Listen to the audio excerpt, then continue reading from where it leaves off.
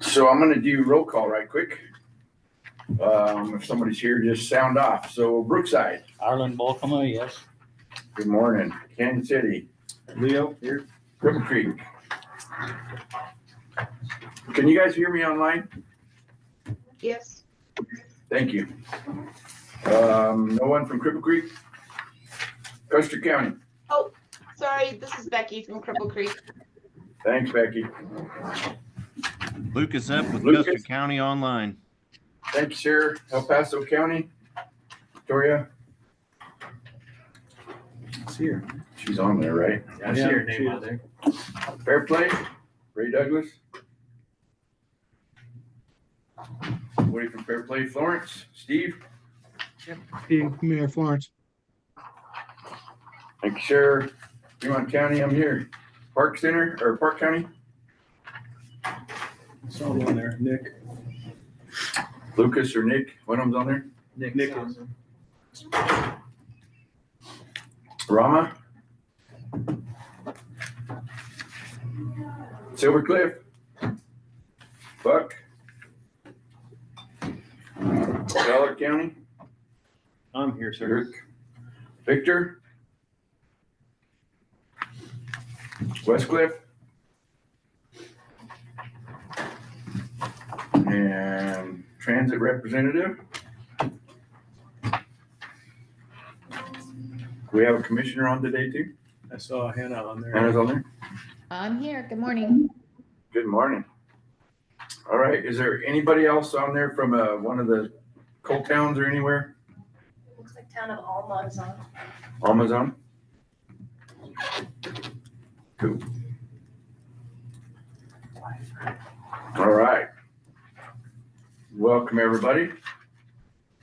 We'll just quickly go around the room and do introductions, and then we'll jump into stuff. I'll start right here. I'm Dwayne McFall, Fremont County Commissioner and Chairman. Chad Wright, CDOT Maintenance. John Hall, CDOT Region 2 North Program Engineering. Jason Nelson, CDOT Traffic Program Engineer. Eric Stone, Teller County Commissioner. Leo Evans, Public Works Director for Canyon City. Lindsay Hawkins, CDOT Region 2 Planning. Jamie Kerbel, TPR Admin for UCOG. Michelle Boscia, Fremont County Public Health. Arlen Volkema, Mayor Brookside. Scott Skinner, CDOT Transit Liaison. Jeff Guthrie, CDOT Region 2 Planner. Sam Kuchia, Fremont County Engineer. Josh Squires, Transportation Planner, PPACG. Lisa Gabden, Transit Planner, Pikes Peak Area Council Governments. All right. Thanks, everybody. It's kind of hard to do it online, so welcome everybody online. Now is a time for public comments. I think are you going to stay all the whole time? Okay, we'll do you towards the end then. Okay. Okay. So Michelle's here. She's got a little presentation that I thought would be good for you guys to see. She's been doing a lot of work on driving under the influence and stuff like that. So she's got a cool little program. We'll do that down here on other items, I guess, or something. So is there anybody with public comment?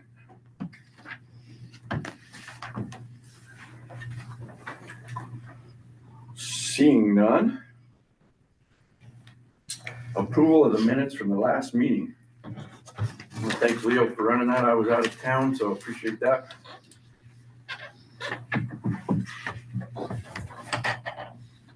Anybody have any corrections or additions to last month's minutes or last meeting's minutes?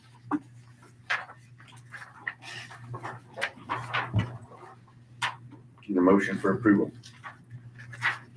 I'll move to approve. Second. Been moved and seconded to approve the minutes. Any further discussion? Anybody opposed to that approval? Okay, they are approved. Hannah, are you going to be able to stay with us all day, or do I need to let you speak so you can carry on? Thank you. I'm good for about an hour, so you can go ahead. All right, cool. Thank you. All right, CFR local agency updates. Anybody have any wonderful updates?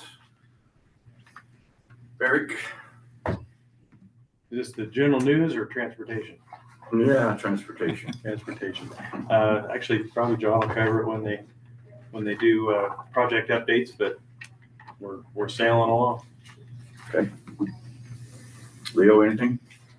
Well, sir. Anybody online? Harlan, you have anything? No? That's a quick section then. All right, we'll move on to CDOT then. TC update. Transportation Commission. Are you ready for me? Yes, ma'am. Okay, thank you. Thank you, everybody. I apologize. I missed a meeting or two and I've had some calendar changes. I think we've got everything fixed now and I appreciate your patience. I started a new job, but I think I've got everything figured out. So for our updates, last week was actually our monthly commission meeting. So in lieu of just a meeting in Denver, we took a field trip to Glenwood Springs. So we had all day Wednesday, all day Thursday together.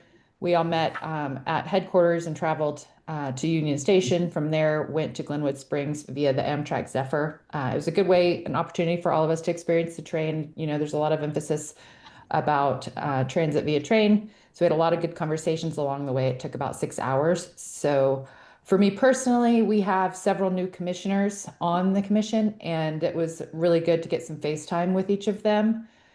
So I had a lot of opportunity to meet with individuals that are new to the commission, get to know them and their priorities. So that was helpful. We also had a really great workshop then on Wednesday morning about just mostly about the budget. So we talked a lot about the budget, including the forecast, which includes the new federal highway redistribution, and talked a little bit about that program, which I'm sure CDOT will cover here today. So yeah, those are the big updates I have. We had also had 2 additional members from CTIO attend our meeting. So it was really helpful to be able to look at what they observe their meeting and see how their revenues and some of their tolling areas are coming in and how that funding is used, and just kind of talk strategically with some of their board members throughout the trip. So I'm looking forward to getting to know how we can work with them in some parts of the region. And then maybe how we prioritize funding where CTIO is not an option. For some of the work that we need to do. So those are the big updates I have right now. If anybody has any questions, just let me know. Any questions for her? Hard ones, soft ones? I guess not. Idiom. Okay. Also, I just want to reiterate, if anybody ever does have a question, comment, they have my personal phone number, cell phone number, and email. You can all hit me up anytime. I don't get a lot of calls or texts, but you're welcome to reach out anytime. Thank you. All right, we don't have a stack update because there was no stack last month, so we'll move on to legislative update. Who's got that? Maybe Crystal Armendariz online does.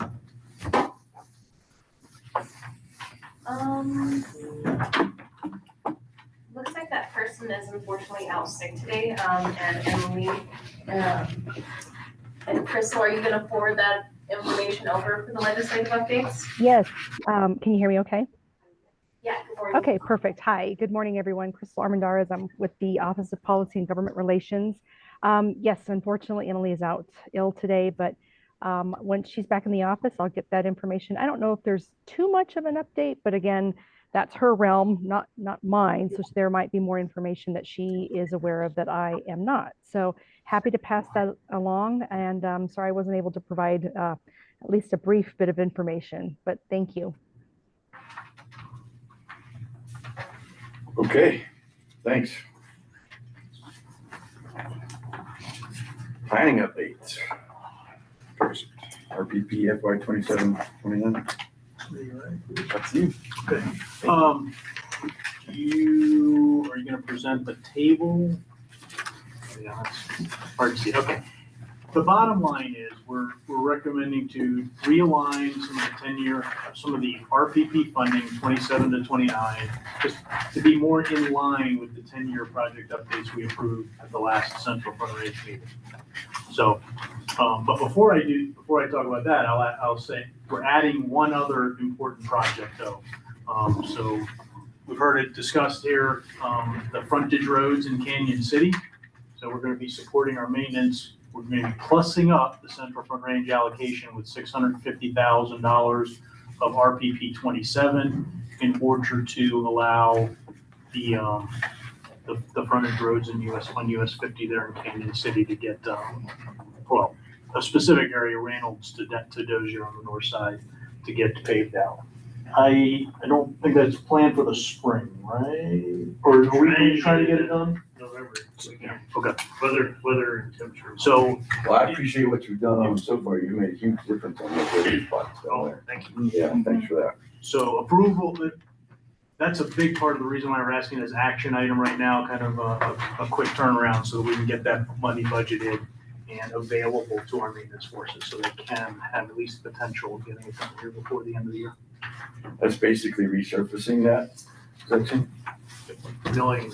milling film. Where's that money coming from then? Where did it? It's basically just RPP savings over the last year. We've had a number of projects come into the whole overall RPP program. And Central Front Range is where we want to reallocate a chunk of it too. May I provide a little context for the group? Absolutely. RPP stands for Regional Priorities Program, everybody. The reason that we come to you all with action items whenever we wish to program it, whether into the future or differently, is because it, despite being programmed at the direction of our region transportation director across CDOT, we still do it in cooperation with our planning partners. RPP averages roughly $50 million a year statewide. It is one of our most flexible funding sources across the state. It's a mix of state and federal dollars. There's a Transportation Commission approved distribution formula that's based on 50% population, 35% state highway lane miles, and 15% truck vehicle miles traveled within each of our planning regions. The Central Front Range suballocation of Region 2's distribution is 14.6%. That's our target for Central Front Range. Just so also everybody knows, Region 2 averages roughly $9.5 million a year of RPP across the 14 counties of Region 2. And so 14.6% of that roughly $9.5 million is our target. And then for more context, historically we track, thank you John, thank you Lindsay, we track the suballocation per year based on the budgeted funds within Central Front Range. And as an example, at the end of 2025 state fiscal year, the Central Front Range allocation was at just under 19.7%. Obviously that exceeds the targeted 14.6%. And with what John is presenting here with these two different items, continuing to track that just so everybody knows, at the end of 2032 with what we're presenting, we're proposing to be programmed in Central Front Range. At the end of fiscal year 2032, Central Front Range will still be at a 14.88% sub-allocation. So there you guys go for context. Thank you. Thank you. Thanks, Tom. Which in a nutshell is Central Front Range is a little over allocated right now, especially with adding the 650 and all, but it'll get back to about average over these years. So the rest of the 2027, there were $400,000 allocated to other projects. And again, the recommendation here is to just realign them, especially to suit a couple new projects on the 10-year list that we are, one new project on the 10-year list that you guys approved last time. That's the 9C, the rehab of 9C Fairplay North to Hoosier Pass. So we're recommending putting $100,000 into that. We also have a reallocation of some of that $400,000 to $150,000 to the project to preventive maintenance and slab replacement on Highway 115, just in Penrose. So that's a project that we are advertising in the next January is the plan to advertise it, and the intent is to have that under construction next year. That's the water, where water keeps taking it out? Is that right there in Penrose where the water keeps taking it out? Well, Water, but yes, yes, the concrete's It's deteriorating water, though, significantly, and Okay. that and the heavy truck, Yeah. Yep, absolutely. So the 150,000 we're recommending to allocate to that project is really for guardrail and other safety improvements that our surface treatment program cannot cover. So we want to make sure to include those in the project. And then the other $100,000 we would like to have to US 24A, that's really a current 10-year project that was funded for 27 plus that we're massaging the scope to be 24 and 67 intersection. So we want to start funding that with a little more RPP money, but it'll be $100,000, a little bit lower allocation in 27. But we're going to make up for that in the out years, as you'll see on that plan. And then the 67F project, we're planning on still having $50,000 on that. That is really us helping our maintenance forces do work up there. A lot of scour, a lot of issues with wet weather and drainage on those roads. That funding primarily goes to them to just do more immediate fixes on that highway. So that's our 2027 allocation. In 2028, there was 400,000 allocated to 69A shoulder and safety improvements. That is no longer, as of the 10-year list that you guys approved again last quarter, that's not going to be advanced in the new 10-year program. So we're recommending to reallocate that 400,000, 300,000 to the 2467 intersection and 100,000 again to the Highway 9C rehab. So again, hoping that we can fund design, but really primarily this 100,000 in 28 will be to safety improvements, help fund safety improvements on that project.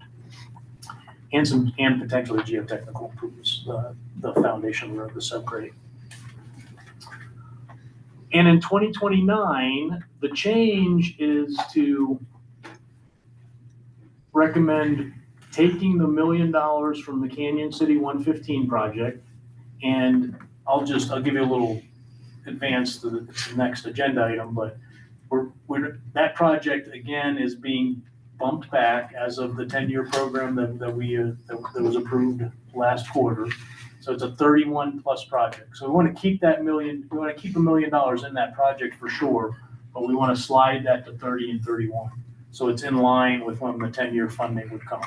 So our recommendation is to put that $29 million into, again, the 24 and 67 project to help us fully fund that intersection, get as many improvements as we can there. So again, we're not defunding the 115 project, but we're just lining the funds up by moving them to 31 to 32.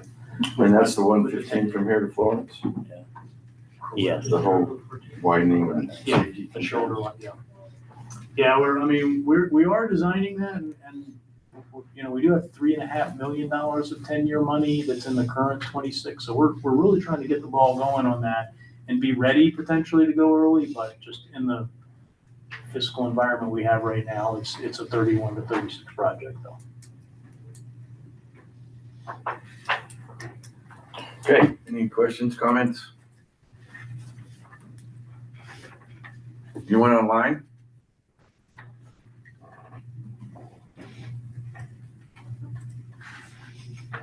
For Brookside, just sad to hear that pushed back again. Well, me too. With that traffic coming out of Head Start. Traffic along the whole corridor. The whole corridor has It's not increased. just Head Start. Yeah. Yeah, me too. I wish we could move that one up, but I get it. Well, so the good news is we have design money and stuff, Yeah, a nice chunk. So we're we gonna met continue with to keep that ball rolling as much as we engineers. can. Last week we met with the engineers. That was a good meeting. Yeah. So Great to know. Okay, so this is an action item, so we need to take action here. If anybody has any comments, now's the time. If not, I would accept the motion to accept these recommendations, including the one adding the one for the frontage roads for Canyon City. Yeah, Mr. Chair, I would move to approve the amendments to RPP fiscal year 27 through 29 as presented. Is there a second? Second. So it has been moved and seconded to approve the amendments as recommended. Any further discussion? Okay, hearing none, is there anybody opposed to that? Hearing none. And it passes. Thanks, John. And again, we already hit the topic of the informational 30 to 32. So. Nothing else on the 10-year plan? Nothing on the 10-year plan other than we are waiting on that final approval from the Transportation Commission. Shane, the RTD goes to them, I want to say next month in November to give that final presentation. This group's already seen it at the July meeting. No changes have been made to that. And so that'll be what Shane takes to the Transportation Commission for their final approval. Thank you all. I did have a question, Jeff. Could you talk a little bit about the 14%? What years does that average? Because a big chunk of that is that State Highway 115 project that's now wrapped up. Like, when does that drop off of that 10-year average for consideration? You pull up the exact numbers. I'll have my engineer. We keep it rolling. We keep a rolling. But the answer is we keep a rolling that I believe goes back to 2016. Okay.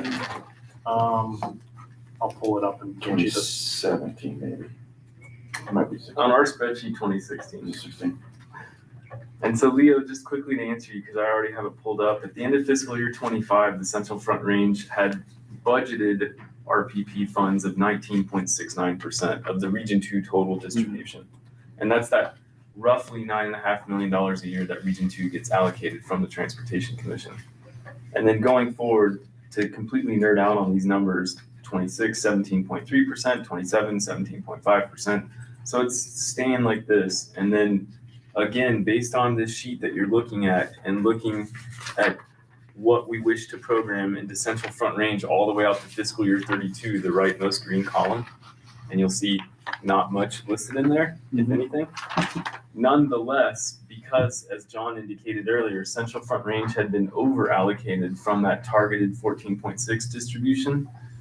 Despite that, and despite not having anything proposed in fiscal years 30 through 32, we're still keeping Central Front Range above that 14.6% target.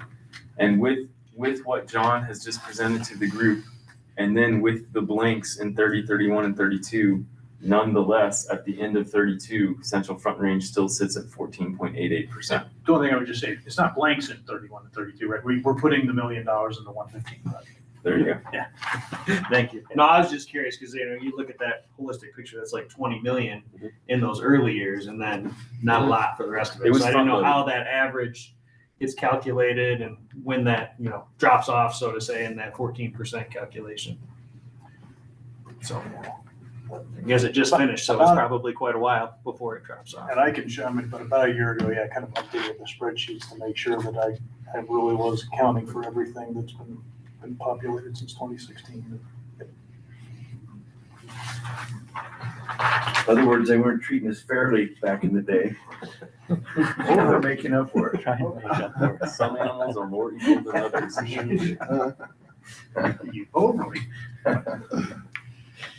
Honestly, Central Front Range and PACOG, Pueblo Area Council of Governments, were over allocated per those formulas. And then our other three planning regions, Pikes Peak, South Central, and Southeast, were under. So we're getting everybody back to. Sure. Well, like I said, I'm sure it ebbs and flows. I understand you guys got to manage what you got to manage. So with what little we have.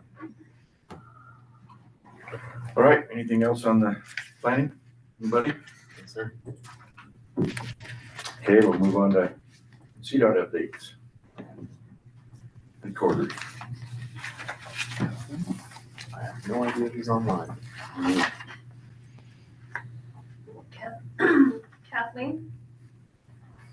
This is Kathleen. Sorry I couldn't attend this meeting in person. I have a family illness that I'm dealing with, but I wanted to say thank you to Region 2 staff for getting this meeting off the ground and helping us out with administration during the transition to the Upper Arkansas folks to take over as TPR administrators. And what we have today, we're going to request of you today, the Regional Planning Commission of Central Front Range, is for you to consider adopting your regional transportation plan and your transit plan, the 2050 planning horizon for both of those plans via resolution. We drafted one and we're hoping that the Regional Planning Commission will adopt it, both plans, and then Commissioner McFall can then sign the resolution that we've provided. I believe there are copies there. So just that's the main intent of this conversation now. Also, Central Front Range, they asked for a little information about comments on the plan when they went out for public review back in August. So you can move to the next slide, please.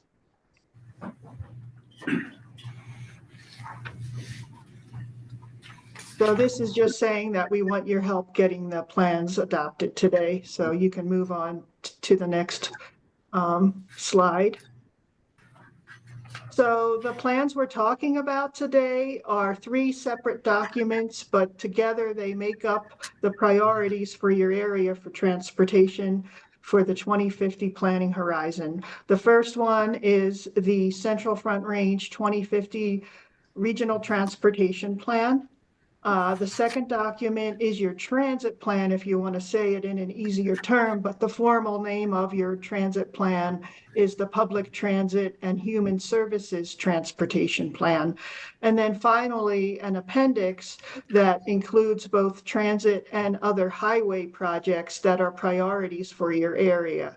So these are the documents we are asking for your approval to adopt as your plans. And you'll notice there are drafts on the covers right now, but once we get Commissioner McFall to sign a resolution of adoption from your Regional Planning Commission, we would go ahead and take off the drafts and they would become the final documents. Any questions? Okay, so next slide, please.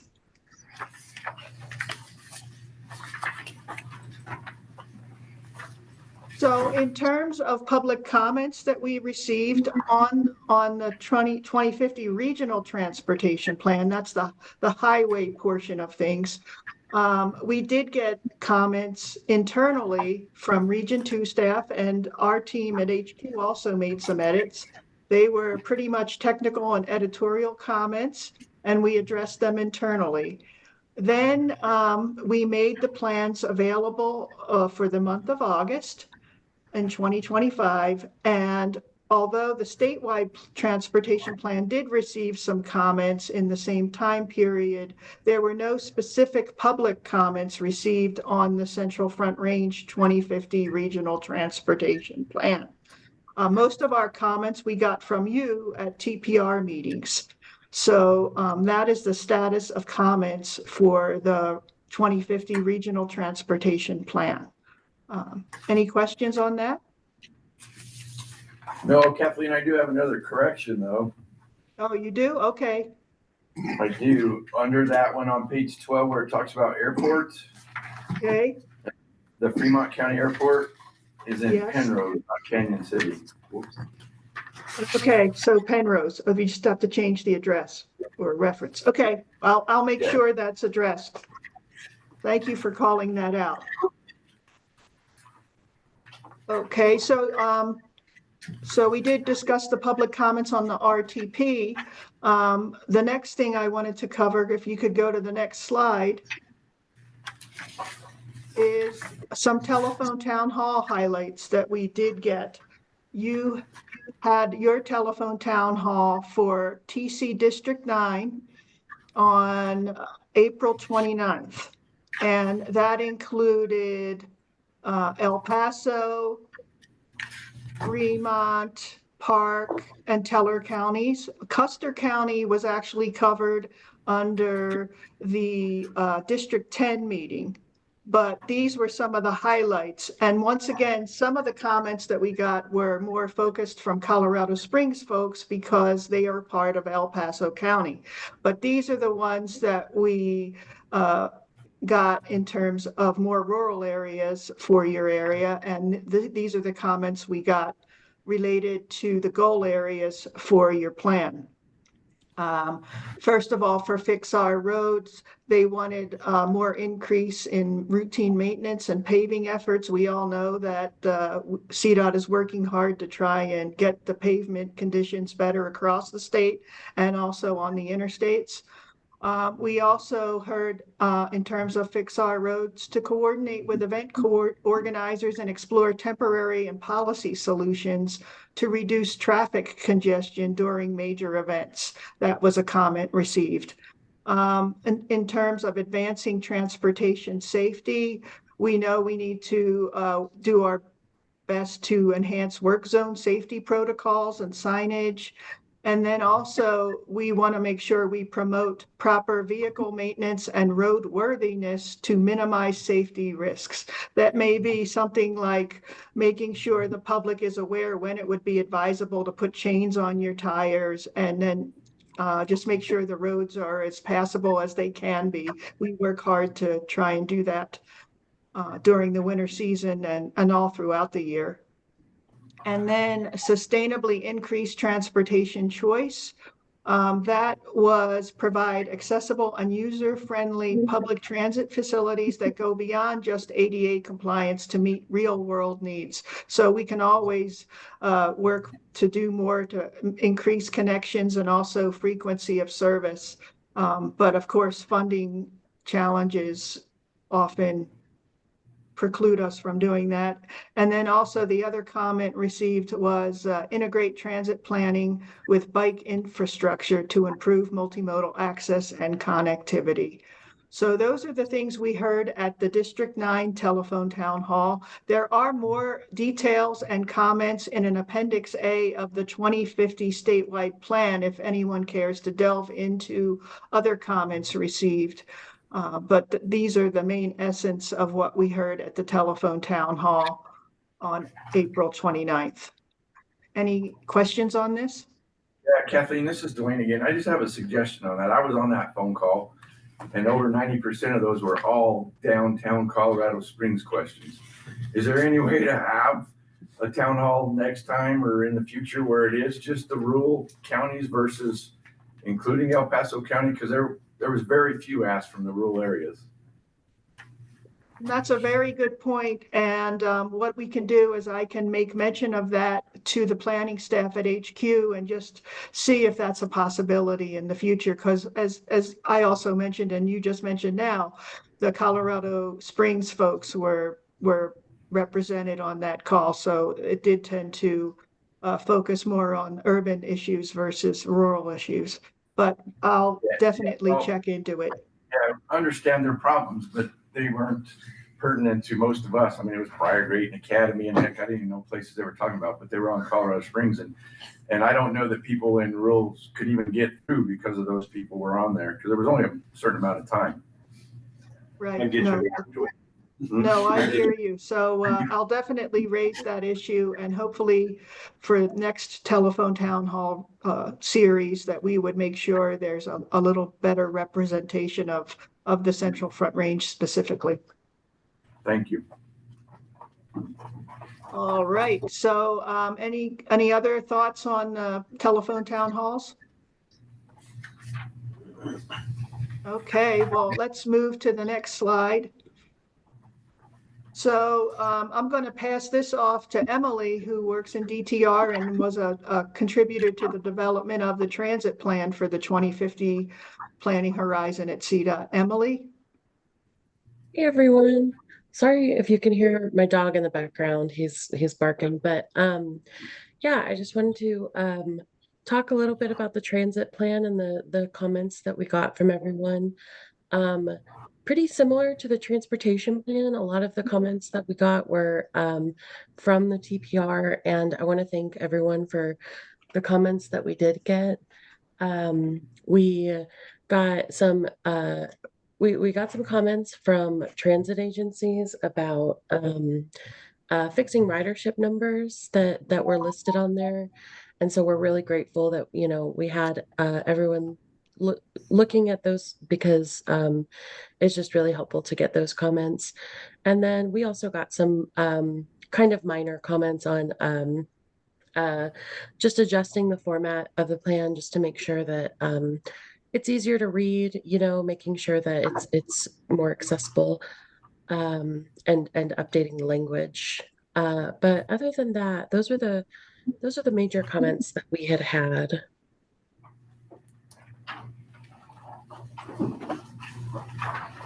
Any questions for Emily regarding the transit plan comments? Nope. Okay, so next slide, please. So you guys have seen this schedule before. We're just letting you know where we are. We're in October, and right now we're at CDOT working on a 10-year plan and a greenhouse gas model for the state and adoption of the Transportation Commission. The 2050 statewide plan was adopted in September. So now we're working on wrapping up the 10-year plan for the state. And that is what's going on with the calendar or the schedule for the planning schedule.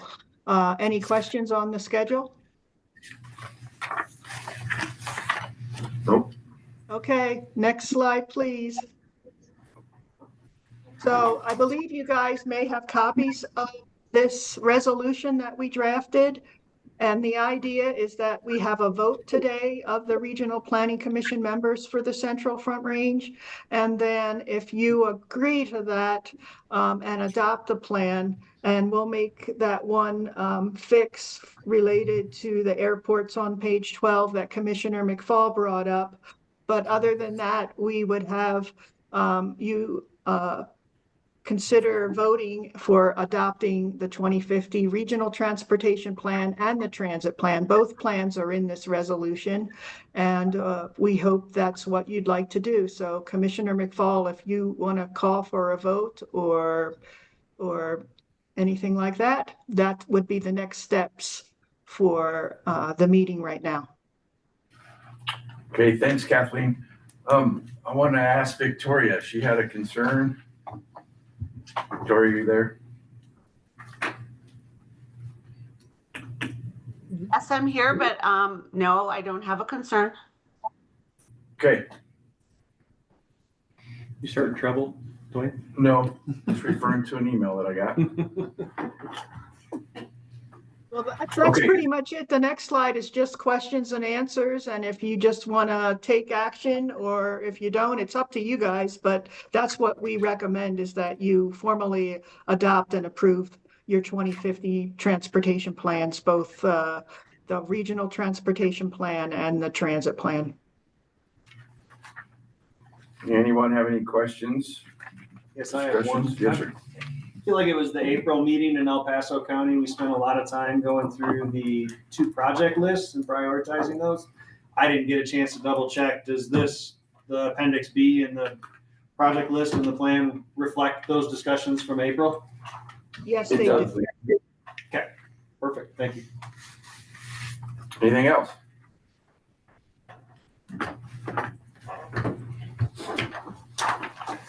Then I would entertain a motion if you guys are set on signing, having me sign this resolution. What a cramp. Whew. Did that with a grimace even. Yeah, Mr. Chair, I would move to Guys, I'm going approve. to sign off now. I'm not signing off the meeting. I'm just going to sign off the presentation and stop my camera.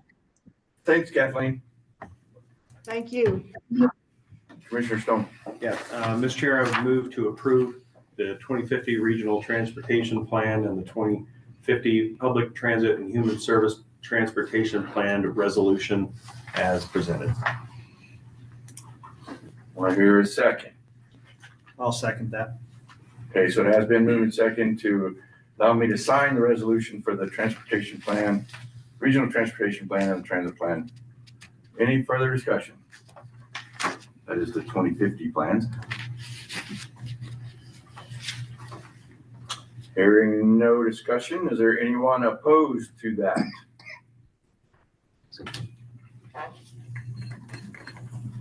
Okay, so I'll sign that and we'll move forward. Thank you. Jeff, so we were sweating. Thank you. Congratulations. Thank you very much. Thanks again, Kathleen.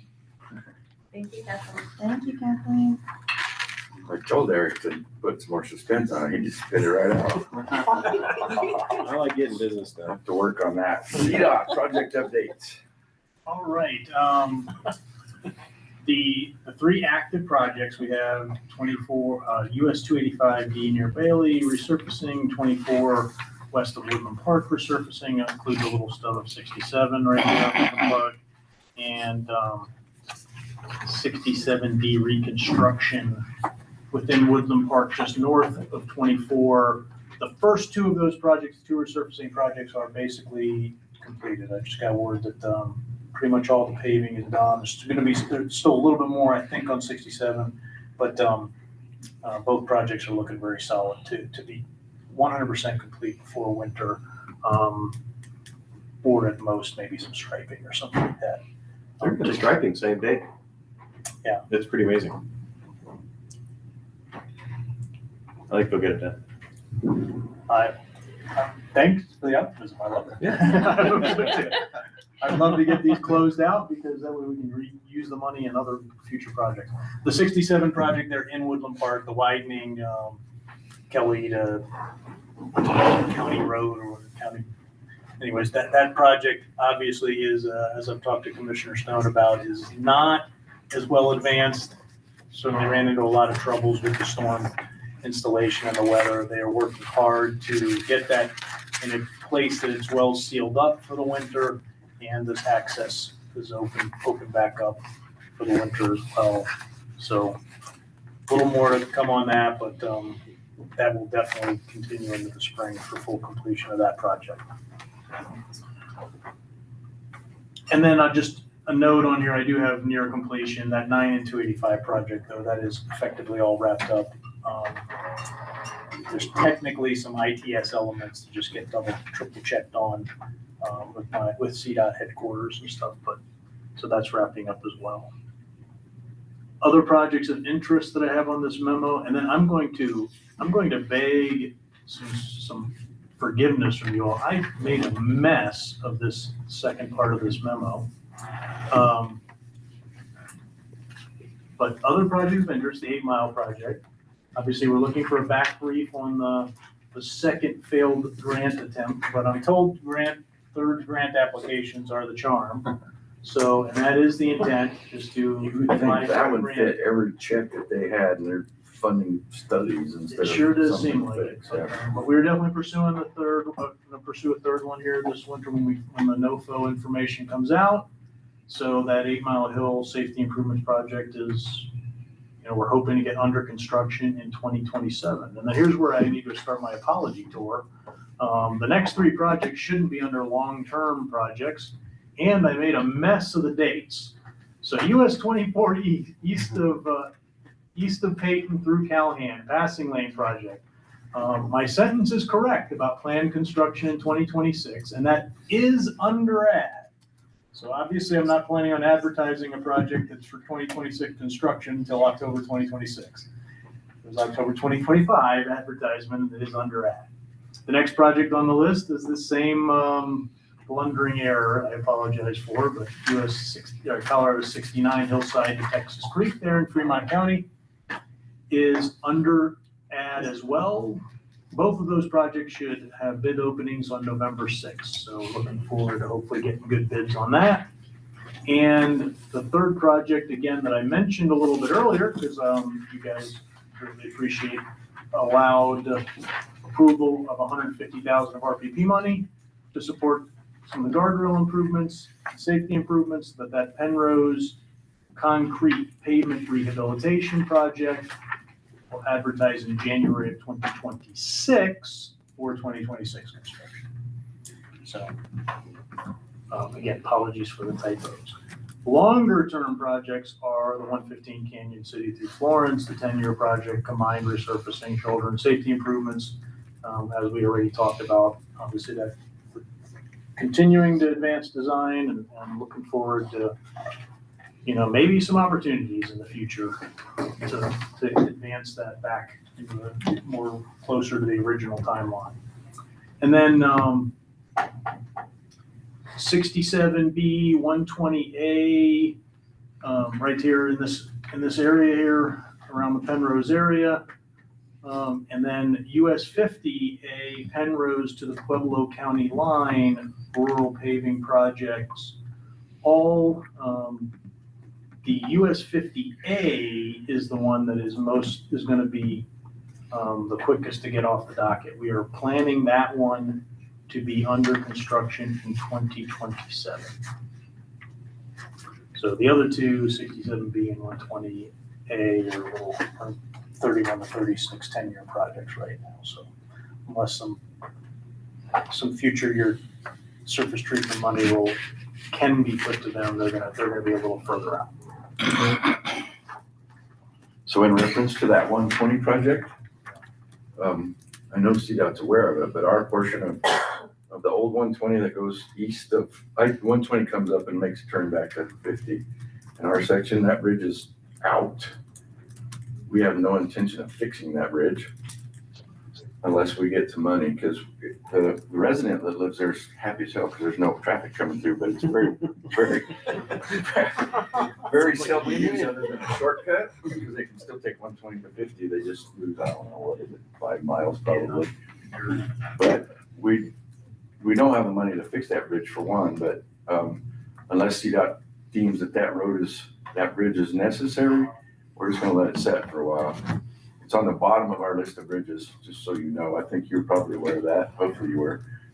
I know they've talked to CDOT about it several times, but just for your information, John, the state shut it down. Oh man, was it this spring? Was it before you here? Anyway, As I was coming on, yeah. when was that? March. March. So earlier this year, they made us shut it down, and we've just had it shut ever since. And I don't know if you've received any, I haven't received one complaint about it at all. Because it was basically just a shortcut, but they can still use most of 120 and get to 50. But we don't have any intention of fixing that bridge unless we absolutely have to at this point. Yeah, 120 used to go straight on through there, 250, kind of right just at the county line almost. But now it comes up short a little bit, goes back, but just for your information. John, one question on that 67 widening and stormwater project. Is there any concern over the winter when it's buttoned up, of the drainage situation there, or is existing topography and what they will get done sufficient to get us to next year? Well, there's certainly, it's certainly a risk thing that we're going to be paying attention to for sure. We need to finalize the plan with the contractor in terms of how that exactly going to look. But actually, with the detour pavement that went down, that additional kind of bit of widening on the east side, it's, we're not going to, unless something changes dramatically in the final button-up, configuration. The intention is probably to leave that pavement down there and stuff, and that way to have that kind of everything kind of sealed up. Okay. And And I know lessen the city has significant concerns about their ability to plow. Because I think that part of 67 actually is included on there. That's what the mayor mentioned to me. Mayor Wilton Park said they had concerns about, once it's buttoned up, of the condition that it will be in order for them to be able to do snow operations. Okay. So. Well, one of the things, like I said, we should be leaving some extra pavement down there in order to keep it, but that would be off the road. There would be a concern because there would be a drop ball, a lip.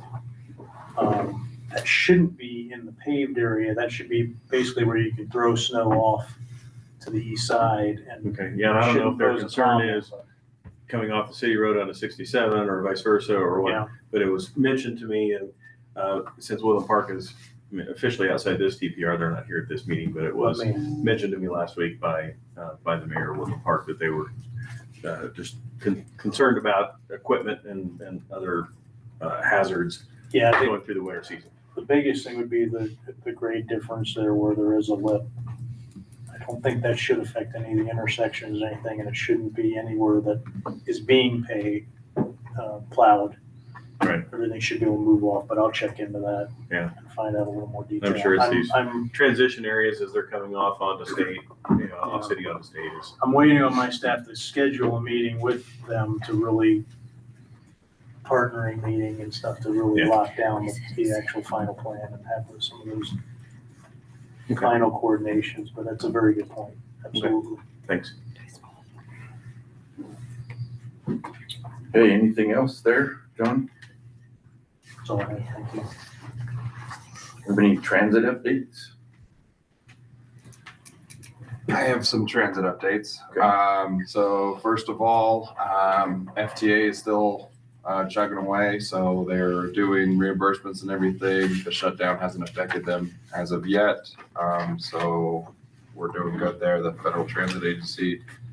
The more closer to home, for project updates, I am actually going to be running a project up in Fairplay. It's Fairplay Mobility Hub. It's right there on 4th and 9. So we'll be doing that there. It's been a long time coming, and that'll be happening soon. There is a consolidated call for projects out right now for state funding. So we just had a NOFA for that released, and we're coming into our winter season, so we'll be having some changes of our schedule and stuff going on for Outrider and Mustang. But other than that, that's really what I have for transit updates. Any questions for transit?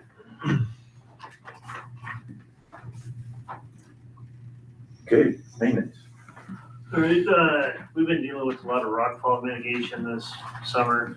Good thing is Highway 96, 165, we did finish last week. I got a geohazard to say we're good to go. So I was gonna meet with Jason so we can get that restriped hopefully before snow flies. Highway 50, we are almost done on Highway 50. We had a situation where some pretty good sized rocks came down and they fell in the river, and we have to get them back out. So we're working with a contractor to help us come and remove those rocks from the river. So there probably will be one more week of traffic control up through there. It'll be delayed. More to come on that. I don't have a date yet. We're trying to work with the contractor so they can get some up there big enough to remove the rocks. They can't blast the rocks in the river. That was huge too. Yeah. Yeah, it's kind of a tough situation because you never know how big of the rocks are gonna fall off until we start doing the mitigation. Other than that, for the most part, in the Fairplay, Park County area, you'll be seeing a lot of shouldering. Whoever drives up 67, Cripple Creek, we've been doing a lot of shouldering up there, getting the shoulders built back up for winter. Hoosier Pass, we've been shouldering up on there. We will be doing, weather permitting, we're gonna be doing a lane closure next week up on there. And the reason why is we got a geo teams coming down to drill. We haven't, that area that John's got a project going on, we're trying to get all the core samples done so they can look at restabilizing where it's sliding. So we'll be shutting that down, and then as soon as they're done core drilling, we are gonna pave a little bit, kind of build that shoulder back up. Other than that, we've been finishing up on Mullen. We've been trying to keep up with guardrail, getting all the guardrail hits fixed before winter. And then our maintenance teams right now are also getting all their trucks ready, because we'll probably be expecting snow, I think, Thursday back up in Fairplay, so be focusing in on that. Other than that, is there any questions? How's the snowplow driver situation? You guys? We're good. Yeah, we finally filled Cotopaxi. It took us over a year and a half. We only had one employee up there. We finally got full this summer. Okay. All right, any other questions for Chad and maintenance? If I may, I'd like to introduce myself real quick. My name is Jeff Van Meter. I'm the new maintenance superintendent here for Section 4, Region 2. Sorry I couldn't make it to the meeting in person, but I'm really looking forward to meeting you all whenever I get a chance. And just kind of go off of what Chad said, we're really looking to getting more maintenance stuff out there to be more visible and all that. So really looking forward to it. And that's it.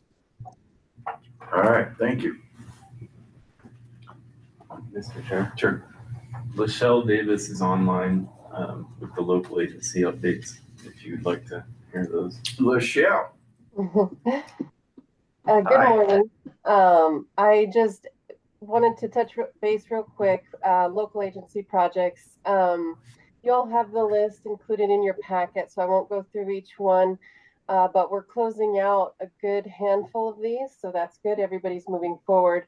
I did want to mention that the off-system bridge call for projects is happening right now, and applications are due November 7th. And then towards the beginning of the year, we will have a TAP, a Transportation Alternatives program call for projects for the region, the entire region. So. Okay, thank you, Lachelle. Any questions for her? All right, anything else from CDOT?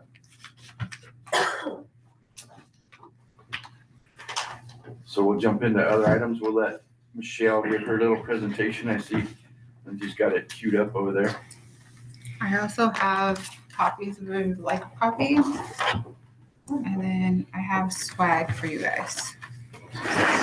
So, reusable car trash bags, pins, notepads, and chopsticks. So introduce yourself again, would you, and then get into it. My name is Michelle Bosha. I work at the Public Health Department here in Fremont County as the public health educator. My main job right now is to work on the Impaired Driving Awareness Grant. Go to the next slide. So this is a presentation that I'm trying to get into other organizations just to give a little bit of feedback on my work and get the community's buy-in and help. This will be the agenda. So this work is made possible by the Colorado Persistent Drunk Driving Cash Fund. It's fines paid by people that are convicted of impaired driving. The funds are overseen by the PDD committee at CDPHE. And we also get funds from the minors in possession, where minors are caught with alcohol or drugs and their parents have to pay a fine. Why public health subject matters at a seat at the table with community problems is that we can do community outreach and engagement where other agencies can't. We can do data walk galleries, which is what this presentation is mostly about. And we can do social norming campaigns, and we can collaborate with partnerships with everybody around.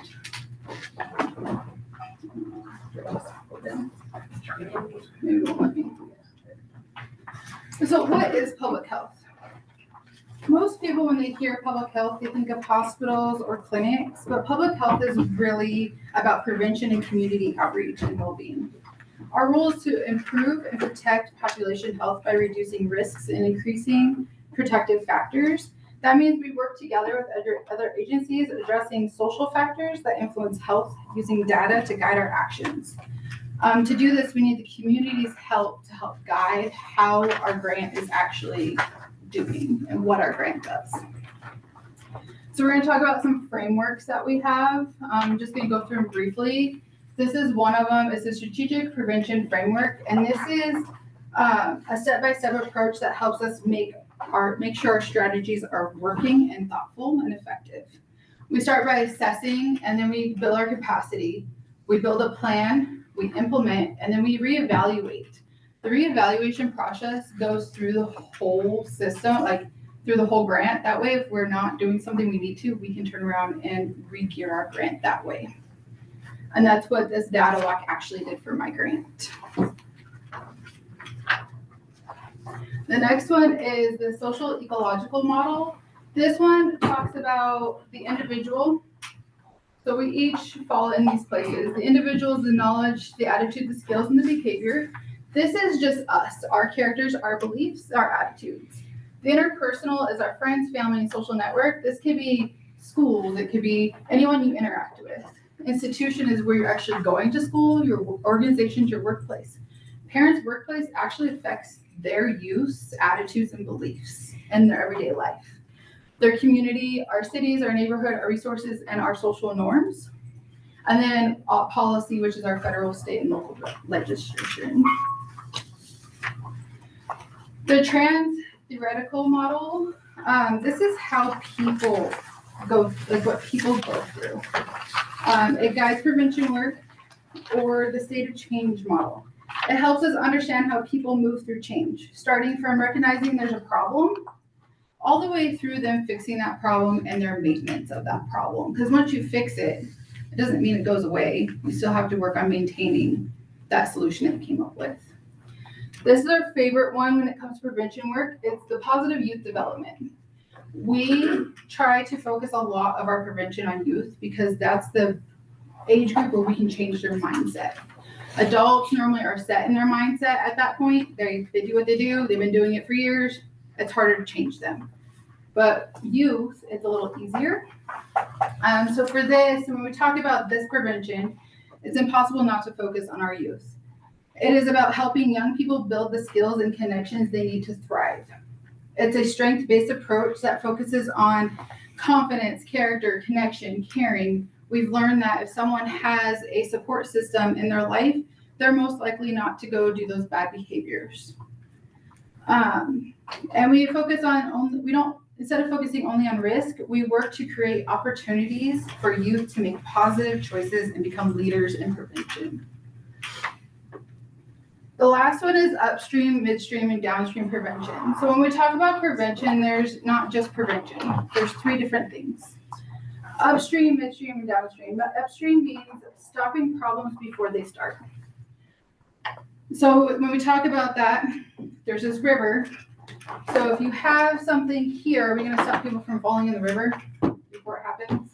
So that's what we talk about in upstream. We want to stop them from falling in the river before it even happens. Midstream focuses on early intervention, catching issues before they get worse. So these people are already in the river. Can we get to them? Do we have help for them? Etc. Downstream means responding after harm has occurred, like treatment or rehabilitation. To prevent impaired driving, we need to work on all three levels and partner with law enforcement, schools, and the community to help just solve the problem. So the main focus of my presentation is my data walk. Last year, for my community engagement activity, I did a data walk for impaired driving. There's the report right there if you'd like a copy. So what is a data walk? It is a hands-on, interactive way for the community to explore data and share their own experiences. What I did is I created a bunch of posters with our data for Fremont County compared to the state and even national levels. And I asked community members to come in and go through the activities and give their feedback on what they thought was important. And then we created a data analysis to help drive my grant. My grant started as a social norming campaign grant where I was trying to change social norms in Fremont County. And now it actually flipped gears to a policy transportation issue. So understanding impaired driving in Fremont County. So the purpose was to raise awareness. A lot of people don't know that impaired driving is an issue in Fremont County. They're like, it's happening. People drink and drive all the time. It's just what we do here. But I wanted them to be aware of the numbers. When you put numbers to it, it affects people a little bit more. So that's why I chose this as my community engagement activity. So scope of impaired driving. This is Fremont County, this first one. We had 9 motor vehicle related deaths in 2023, 4 involving driver impairment, accounting for approximately 24.4%. In Colorado, there was 716 such deaths, with 218 involving driver impairment, representing about 30.4%. And across the United States, there was 40,901 motor vehicle related deaths, with 12,429 involving driving impairment, which is roughly, again, 30.4%. So we are about 14% higher than state or national average as of 2023.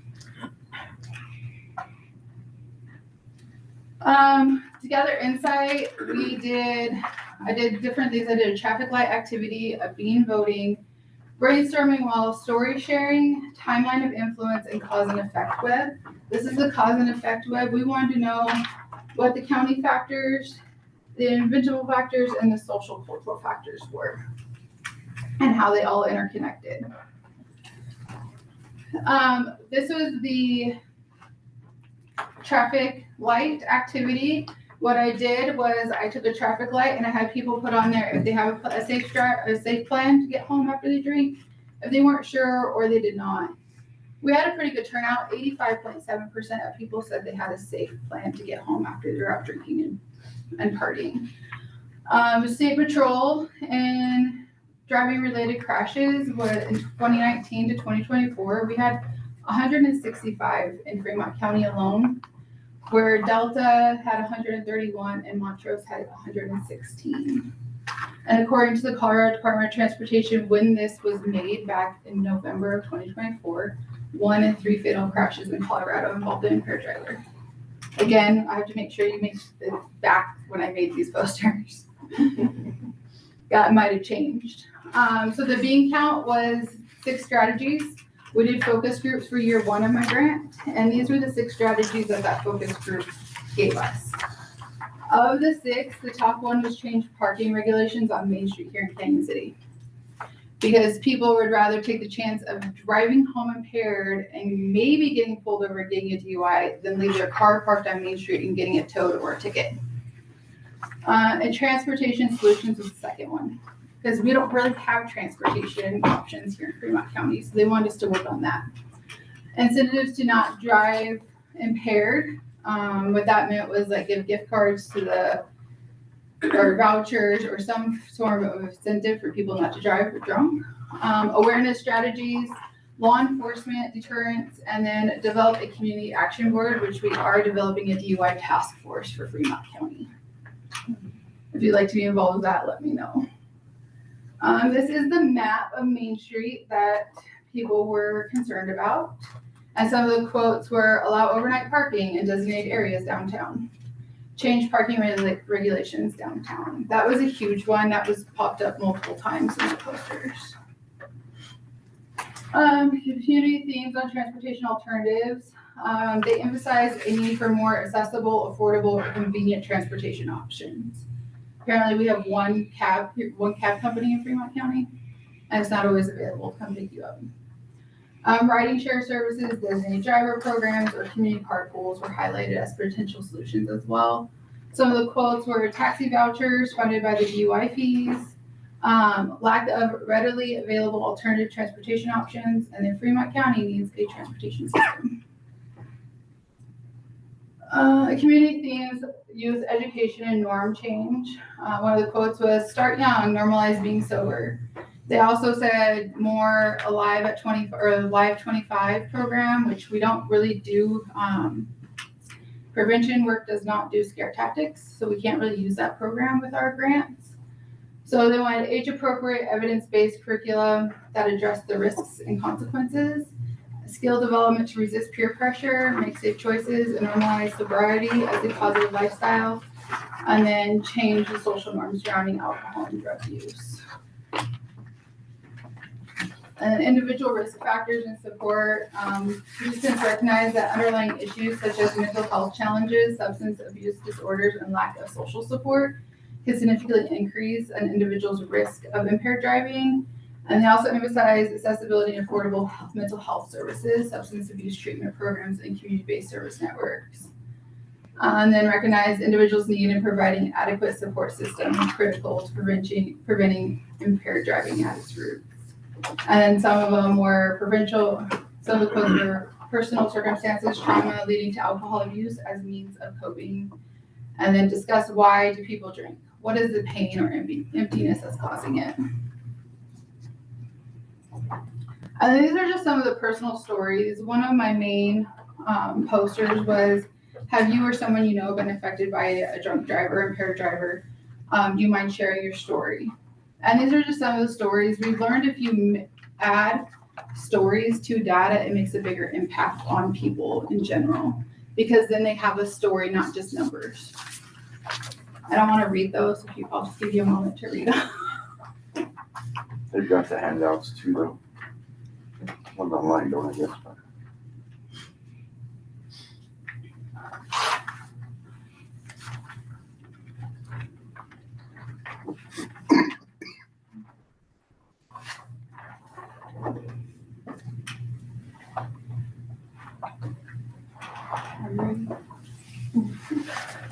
So action plan moving forward. I'm conducting a thorough review of existing data sources. And then I'm trying to engage existing community organizations and new ones. So if you'd like me to bring this to your organization, just reach out to me and I will. And then develop a target action plan, which we are going to do through the DUI task force. And then some of my medium priorities is establish that task force, sustain the data collection and sources, and then facilitate target community data dialogues. Yeah.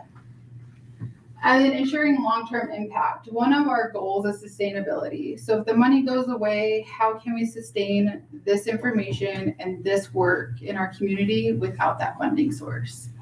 Continue community engagement, data-driven decision-making, policy advocacy, resource, capacity building, and partnership development are our key ones to make sure that sustainability is there. And then our community united for safe roads. We just want our community to have a culture of safe driving and reduce impaired driving incidents. I believe one impaired driving fatality is one too many. The potential to improve public health outcomes in Fremont County is made stronger if implementation of sustainable initiatives and continued collaboration are the focus. And then my contact information and our website.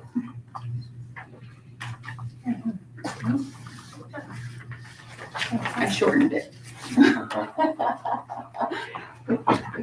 you guys have any questions that I could answer today? Not a question, but just a comment. The part in there where you talked about the changing regulations of parking in downtown Canyon City. 25 years ago, we had the same discussion in Laramie, Wyoming. The same issues, which is, lots of bars and restaurants that serve alcohol downtown, and then regulations that, that because they clean streets overnight, that they don't want people parking there, but nobody wants their car towed, so they drive. I'm not sure they ever came out and left about then, so I'm not sure what solution they came up with, but good luck. I know it's a tough one. I was waiting but- for the answer. You know, you were setting it all up. And they'll reach out to me, like, you have an answer. Evidently, That's right. the street sweepers won while I was there, so. Well, I'm hoping if I can get enough community involvement from our local organizations that maybe we can make a change. You know, that guy standing sitting right in front of you is the guy that you need to talk to. Yeah. I feel personally attacked. I'm pretty sure. That's it. I'm sorry. I just thought I'd throw you out there, Leo, and help her out. So how many I'm presentations? just, Tom? Go ahead. No, go ahead. How many presentations have you done already? Do you This is get my- into the schools? This is my first one, actually. Wow, we're special, right? Yes. So I reached out to Dwayne to talk about the transportation committee because I found out he was involved in it. And he's like, why don't you come present, basically? And that was last Good. week, so. Thank you. But will you be able to get in schools and so like that? I'm hoping, I've reached out, I haven't heard back from them yet, so I'm gonna probably go knock on people's doors instead of email. Jeff's got a question. Thank you for this. This is incredibly important. That's a no-brainer. This is near and dear to my heart. Next month will be the 10-year anniversary of me getting hit by a drunk driver and completely obliterating my right leg. And I was on my motorcycle, so I'm extremely lucky Yeah. that is the outcome. So thank you for pursuing this. It's incredibly important. My background from Summit County running their transit system was a voter-approved, no sunset, 3/4 of a penny sales tax that funded transit operations till 2 o'clock in the morning, 365 days a year. That's obviously a huge ask of a population to improve something like that, especially with no sunset. But the difference that we made driving, there are countless DUI roadblocks that I have driven the free bus through. And every time you're just like, goodness. So thank you. It's a heck of a mission, and more power to you. Thank you. Thank you for having me. Yeah, thank you. Any other questions? Thanks, Michelle. Great job. All right, one more item. The next meeting. When should we have the next meeting? When is it supposed to be? So Mr. Chair, according to this last January calendar, you all had it the second Monday in January. The third Monday is the 19th, and that is a state and federal holiday. And so I thought every day was a federal holiday. currently, yeah. For those of us in the state who continue to work, if you'd like to maintain that schedule, then it would be Monday, January 12th. Otherwise, Monday, January 26th, I feel are the options, depending on y'all's schedule. Y'all. Y'all. Where are you from? Anybody? Anybody with an opinion? Trying to get the calendar to come up. Oh, you mean about the schedule or the The opinion? next meeting. The y'all part. What's the holiday near the 12th? January 19th, Martin Luther King. Oh, okay. And so Monday, January 12th or Monday, January 26th. January 12th is probably fine, as long as we Yeah, I think let's shoot for January 12th. at lower altitude. And then that's the other Yeah, part. probably. If you all can figure where to hold it, we can work with you. We could try to get up to Cripple Creek or somewhere high. We don't have any for meetings in Cripple Creek. We do them in Divide. So, but anyway, we can do that when there's less snow. Yeah, so we need a host for that meeting.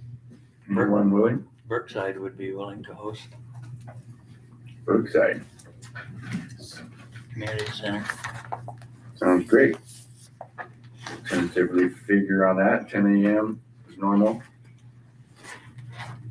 And according to our bylaws, we should have elections today, but we weren't prepared for that, so we will do that in that meeting for chair or vice chair.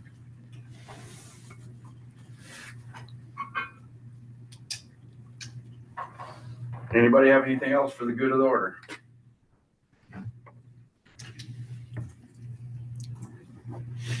So as some folks may not know, Canyon City was doing the administrative part for a while, and it went back to the COG, and then the person that was getting trained quit. So then it's kind of been in limbo, and now we have a new person here at the COG, and she's here at the table with us, learning how to do this. So Lindsay's been a great help too to get this transition, and Jeff, all you guys. So appreciate what you guys are doing for that transition again, and hopefully this time it'll stick. So that we can get a little more consistent with who the emails are coming from, maybe. So, but anyway, thank you for what you guys are doing to get us to this point again. Absolutely. Last chance. Anything else? Okay, we're adjourned at 11:20. Thank you, Commissioner. Yes, sure. Air conditioning works.